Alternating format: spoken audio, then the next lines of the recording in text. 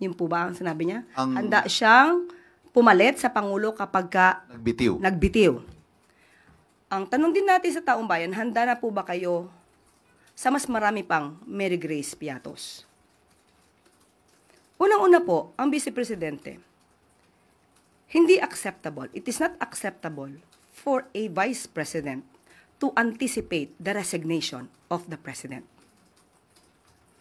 Presidente na pinagsisigawan nilang bumaba sa pwesto. This is definitely a form of political destabilization. Pinapahina niya ang public confidence ng tao sa administrasyon.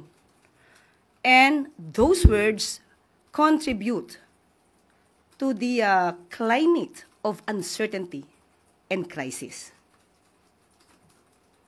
Kung handa siya, makikita po natin, nag-anticipate siya na mawawala ang Pangulo, yan po ang balak nila. Yan po ang nasa isip nila. At yan po ang ginagawa nila ngayon.